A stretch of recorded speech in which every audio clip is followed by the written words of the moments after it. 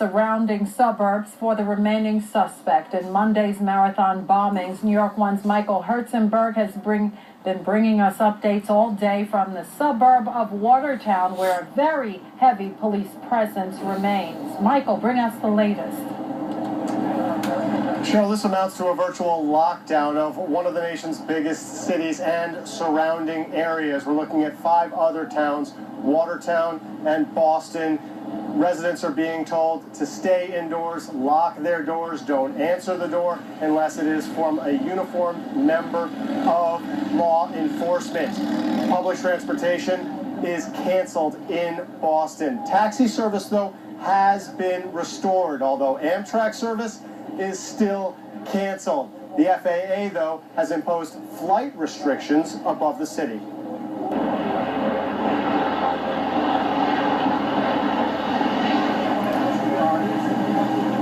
That does not obviously apply to military aircraft. Military helicopters arrived in Watertown and displayed a show of force, helping in the search for 19-year-old Dzhokhar Tsarnaev. He is the second suspect in Monday's marathon bombing. Investigators call him a terrorist. They believe he is armed and dangerous.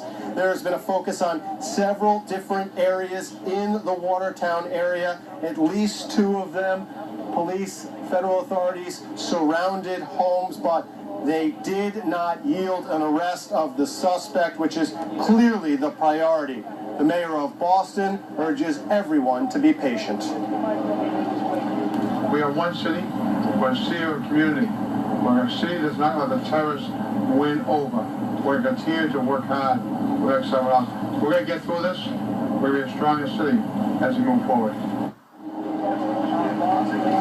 This started around 10:30 last night with shots fired in Cambridge. An MIT security officer was found shot dead. There was a robbery of a 7-Eleven and a carjacking. Then later, Watertown police pursued the suspects in that carjacking. There were 2 individuals believed to be Tsarnaev and his brother Tamerlan. A shootout ensued, and authorities say the brothers threw explosives at the officers. However, Tamerlan was killed, and a Massachusetts transit officer suffered a serious injury and underwent surgery. Tsarnaev, though, escaped. Authorities believe he and his brother are responsible for dropping off explosives Monday at the finish line of the marathon. You may remember there were 2 explosions roughly 100 yards apart and 10 seconds from each other. 3 people were killed, more than 170 injured. Now this massive manhunt is impacting people primarily in Watertown and Cambridge, but authorities say the inconvenience for neighbors is important because it keeps them and law enforcement safer. We need some more time. You have to stay in your homes, stay in place. As the Colonel said, we still have some work to do.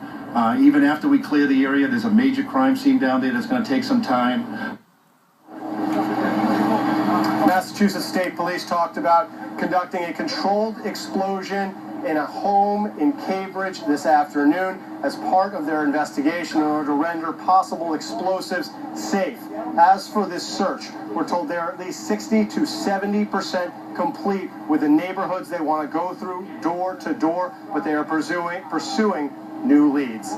That's the latest from Watertown. Michael Herzenberg, New York One. Cheryl, back to you. Michael, thank you.